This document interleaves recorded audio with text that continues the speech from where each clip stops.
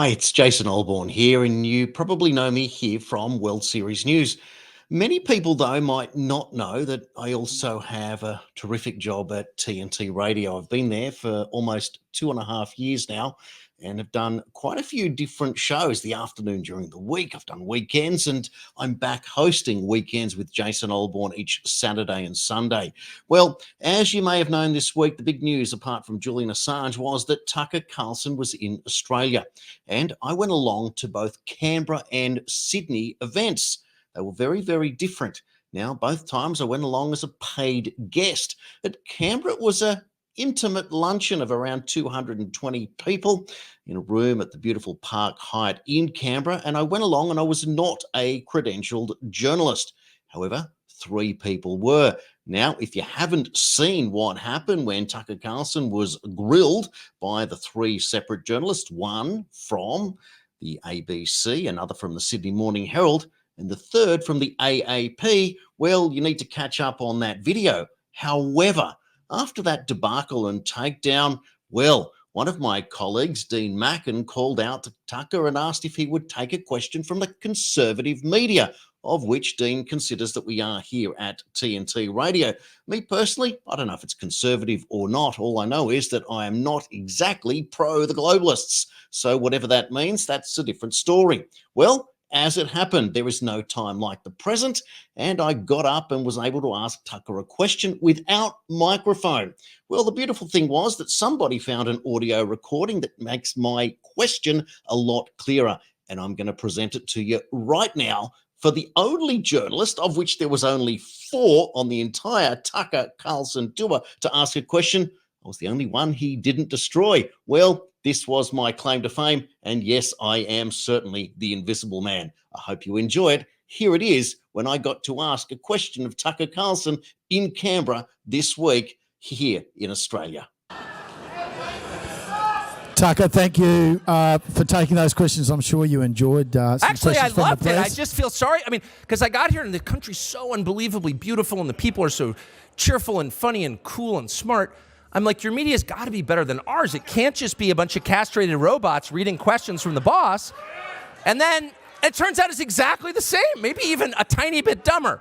We've got a paper for the conservative media, right here.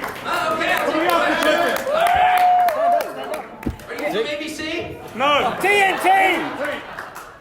Tucker, we're from TNT Radio, which is 2.5 years old, new media. No longer the legacy media. Let me ask you this question. I'm very fortunate that you and I have interviewed... Give him a microphone. I'll repeat the essence of your question. Okay. You and I both have interviewed 2 of the same people at least, one of whom was Chief Stephen Sun, from the Chief of the US Capitol Police, January 6th. Yes. You did a first interview that wasn't allowed to be aired, and then you interviewed him again on your new show and 40 million views. I asked him about the period after he requested help for the National Guard to arrive. And for some 56 minutes, he made 28 phone calls or something and couldn't get help. And this was all before the first person walked through the gate and it started. So Stephen Sun says to us that he's a rule of law man. He doesn't believe in conspiracy. But I said to him, when you watch what is going on, do you believe that there are other forces at play here? And his response was, there has to be, there is something else.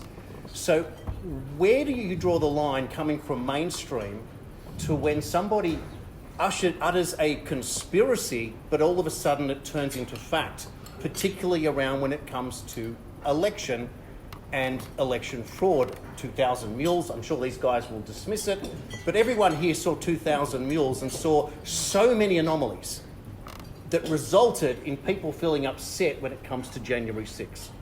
I guess in seeing all of that, how do you feel about the 2024 election being legitimate and being accepted the way that we're seeing at the moment? Biden can't get 3 people to a town hall. Trump gets 100,000 anywhere he goes, including in the Bronx, that we're told is impossible. Can you give us some reassurance or not that what we're seeing in November is going to be a legitimate election? Thank you. I would say two things. For those who didn't hear it, the question was, it turns out a lot of things that have been derided as conspiracy theories actually bear, more investigation, actually. And given that, how do you feel about the prospects of a free and fair election in November in the United States? I think is that a fair summation? So I would say first to the phrase conspiracy theorist, which I'm certain has got to be a staple of your news media given the selection of questions I just received, that it's worth knowing the provenance of that phrase. It comes directly from the Central Intelligence Agency, actually, 1964. In the aftermath of the murder of our president, John Kennedy, in November of 63, there was a very famous and entirely fake investigation into it called the Warren Commission, and people who were reading it critically noticed anomalies, like they didn't want to investigate the guy who shot the lone gunman. You're like, what? And raised questions about it, and that phrase, conspiracy theorist, entered the lexicon in my country, and it was designed to shout down and shame people who ask legitimate questions. Now, that said, there are a ton of wackos out there, and a lot of them show up at my house, and they're nice people, but they're clearly a little touched by the Great Spirit. That's all right. I mean, there are crazy people for sure, but there are also far more people who just noticed, like, well, that doesn't make any sense. And that's kind of where I started. Like, well, what is that? Shut up, racist or conspiracy theorist or whatever, lone, mass shooter or whatever this chick called me. So I think the first step is recognizing that that's a control tool. Those are not the responses of someone who seeks an honest adult conversation with you where you sort of share evidence and arrive at consensus. That's someone who believes that he can make you shut up like you would by yelling at your dog so he can go do something awful without you interfering with him. That's the truth, okay? So anyone who uses the term conspiracy theorist is by definition discredited in my view. Why don't you address the specifics of the claim I'm making, no matter what it is? The second thing I would say is I've lived long enough and covered the news long enough to not discount anything. It doesn't mean every theory is true. I hear some wacky theories. But given what we now know about so many different things, how can I, in good faith, just dismiss something out of hand? I just can't at this point. You have to stay curious, stay rational. I mean, I think people should always stay rational. Like, where's the evidence for it? If there's no evidence, it's probably not true, or you can't prove it. But stay open-minded. And as to the question of the election, I'm very concerned. I'm very, very, very concerned. And I don't understand, I guess I do understand, why the institutional Republican Party in Washington hasn't done more to secure elections. We have this problem of electronic voting machines, which are not more efficient. They don't produce more precise answers than written ballots, and they don't get us the tally quicker than written ballots. So the question is, why do we have them? Okay, that's one area. But the much more significant fact, I would say, is that the way Americans vote was changed completely using the pretext of COVID. And the idea was that Americans were so sick with this killer virus that emerged from a pangolin in a wet market. They were selling mammals in a seafood market for some reason in Wuhan. They were so incapacitated they couldn't actually make it to the polls. And so they needed to have their ballots anonymously picked up in these drop boxes without using voter ID. And then nothing to do with voter fraud at all. It was purely a medical response. Well, now COVID is, of course, still around. It hasn't gone anywhere. Once Fauci created it, it's going to be here forever. But we're not worried about COVID anymore for some reason. But the voting changes remain in place. And it's very clear to me that the point of them was to abet voter fraud, obviously. And I don't think that okay, that's fine, there's voter fraud around the world, but you can't simultaneously claim that you're here to defend democracy and abet voter fraud at the same time. Because voter fraud undermines democracy very obviously, more than anything else, right? If people can't trust election outcomes, you don't have a democracy. And Americans can. And I'm very distressed about it. And I don't really know, but there seems to be no appetite to do anything about it. I mean, one of the things, and I won't go on, it's the last thing I'll say, but the question of voter ID is not a question in most civilized countries. France, for example, you don't have an ID, you can't vote. I mean, because how do we know who you are? And we take elections seriously. Even in France, primitive, stinky France takes elections so much more seriously than we do. It's shameful to me as an American. And so, but we were told you can't do that because African Americans just don't have IDs. Really? Right. Is there evidence for that? So in my country, you can't do anything without a government ID.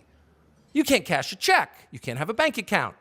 You can't buy a pack of cigarettes. You can't check into a hotel. You can't get on an airplane. You can't get on a Greyhound bus. You can't do anything without a government-issued ID. Of course, you can't drive a car.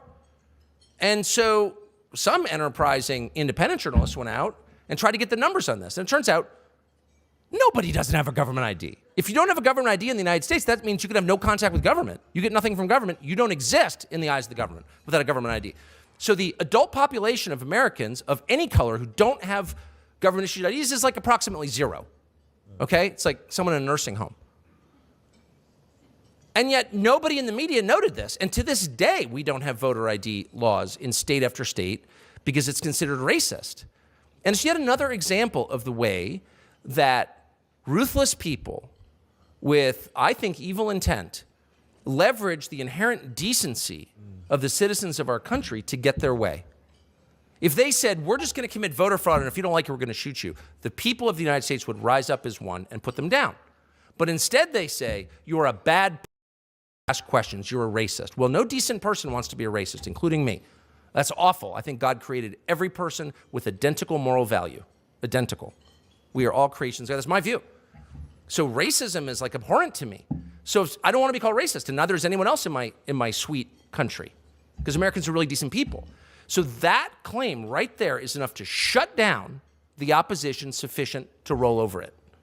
And that is exactly what's happened. And I hope we're at a point where we just stop taking them seriously. These are people who don't care about the meaning of words, who will accuse you of abetting a mass shooting because you think your country has too many illegal aliens. Like, it's freaking insane. So obviously they don't really mean it. They don't really care. They just want you to be quiet because you're inconvenient. And my strong advice to you is don't be quiet.